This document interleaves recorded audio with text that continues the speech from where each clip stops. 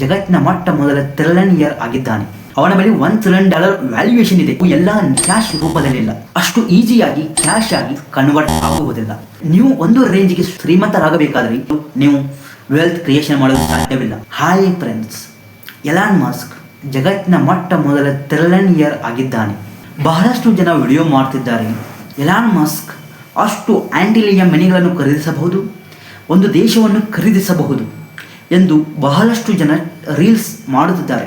ಇದು ಸರಿಯೇ ತಪ್ಪು? ಇದನ್ನು ನಾವು ಖರೀದಿಸಬಹುದೇ ಇಲ್ಲ ಅಂತ ನೋಡೋಣ ಬನ್ನಿ. ನೀವು $1 ಟ್ರಿಲಿಯನ್ ಲೆಕ್ಕ ಹಾಕಿದರೆ ಇದು ಎಲ್ಲವೂ ಸಾಧ್ಯ, ಖರೀದಿಸಬಹುದು. ಆದರೆ ಇದು ರಿಯಾಲಿಟಿಲಿ ಖರೀದಿಸಬಹುದೇ? ಖಂಡಿತವಾಗಿಯೂ ಇಲ್ಲ. ಅವನು ಅಷ್ಟು ದುಡ್ಡು ಕೊಟ್ಟು ಖರೀದಿಸಲು ಸಾಧ್ಯವೇ ಇಲ್ಲ. ಯಾಕೆ ಅಂತ ಹೇಳುತ್ತಾನೆ ಕೇಳಿ. ಅವನ ಬಳಿ $1 ಟ್ರಿಲಿಯನ್ ವ್ಯಾಲ್ಯೂಯೇಷನ್ ಇದೆ. ಅಂದರೆ $1 ಟ್ರಿಲಿಯನ್ ಇಕ್ವಿಟಿ ಶೇರ್ಸ್ ಇವೆ. ಅವು ಎಲ್ಲ ಕ್ಯಾಶ್ ರೂಪದಲ್ಲಿಲ್ಲ. ಯಾವುದೇ ಒಂದು ವಸ್ತು ಖರೀದಿಸಬೇಕಾದರೆ ಕ್ಯಾಶ್ ಕೊಡಬೇಕು. ಆ ಕ್ಯಾಶ್ ಎಲಾನ್ ಮಸ್ಕ್ ಬಳಿ ಇಲ್ಲ. ಟೆಸ್ಲಾ, ಸ್ಪೇಸ್ ಎಕ್ಸ್ ಮತ್ತು ಎಕ್ಸ್ ಇತ್ಯಾದಿಗಳ ಮೇಲೆ ಅವನ ಇಕ್ವಿಟಿ ಶೇರ್ಗಳಿಂದ ಅವನ ವ್ಯಾಲ್ಯೂಯೇಷನ್ ಇಂದ ಅವನು $1 ಟ್ರಿಲಿಯನ್ ಆಗಿದ್ದಾನೆ. ಇದು ವ್ಯಾಲ್ಯೂಯೇಷನ್ ಯಾವಾಗಲೂ ಒಂದೇ ರೀತಿಯಲ್ಲಿ ಇರುವುದಿಲ್ಲ, ಕೆಳಗೆ ಮೇಲೆ ಆಗುತ್ತಲೇ ಇರುತ್ತದೆ. ಟೋಟಲ್ ಆಸ್ತಿ ಎಲ್ಲವೂ ಇಕ್ವಿಟಿಯಲ್ಲಿ ಇರುವುದರಿಂದ ಅಷ್ಟು ಈಸಿಯಾಗಿ ಕ್ಯಾಶ್ ಆಗಿ ಕನ್ವರ್ಟ್ ಆಗುವುದಿಲ್ಲ. ಇದಕ್ಕೆ ಆದ ಪ್ರೊಸೀಜರ್ ಇರುತ್ತೆ, ಅದನ್ನು ಫಾಲೋ ಮಾಡಲೇಬೇಕು. ನಾಯಕಿ ಇದರ ಬಗ್ಗೆ ಹೇಳುತ್ತಿದ್ದಾನೆಂದರೆ, ನೀವು ಕೂಡ ಅಷ್ಟೇ ಅಲ್ಲದೆ ನೀವು ಒಂದು ರೇಂಜಿಗೆ ಶ್ರೀಮಂತರಾಗಬೇಕಾದರೆ ಇಕ್ವಿಟಿಯಲ್ಲಿ ಹೂಡಿಕೆ ಮಾಡಲೇಬೇಕು. ನೀವು ಗೋಲ್ಡು, ಫಿಕ್ಸ್ಡ್ ಡಿಪಾಸಿಟ್ನಲ್ಲಿದ್ದರೆ ಖಂಡಿತವಾಗಲೂ ನೀವು ವೆಲ್ತ್ ಕ್ರಿಯೇಷನ್ ಮಾಡಲು ಸಾಧ್ಯವಿಲ್ಲ.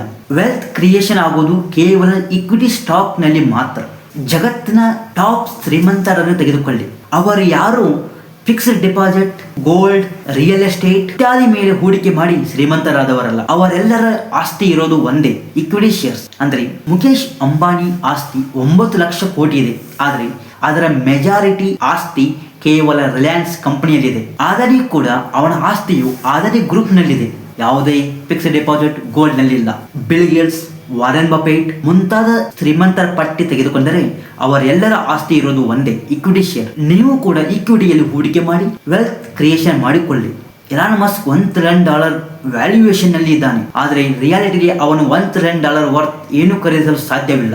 ಯಾಕಂದರೆ ಅವನು ಏನಾದರೂ 10%, 20% ಅವನ ಸ್ಟಾಕ್ ಮಾರಿದರೆ ಎಲ್ಲ ಹೂಡಿಕೆದಾರರಿಗೆ ಅನುಮಾನ ಬರುತ್ತೆ, ಎಲಾನ್ ಮಸ್ಕ್ನೇ ಮಾರುತ್ತಿದ್ದಾನೆಂದರೆ ಉಳಿದವರು ಕೂಡ ತಮ್ಮ ಷೇರುಗಳನ್ನು ಮಾರುತ್ತಾರೆ. ಇದರಿಂದ ಪ್ಯಾನಿಕ್ ಸೆಲ್ಲಿಂಗ್ ಆಗಿ ಮಾರ್ಕೆಟ್ ಬೀಳುತ್ತದೆ. ಇದರಿಂದ ಕಂಪನಿ ಕೂಡ ಲಾಸ್ ಆಗುತ್ತದೆ.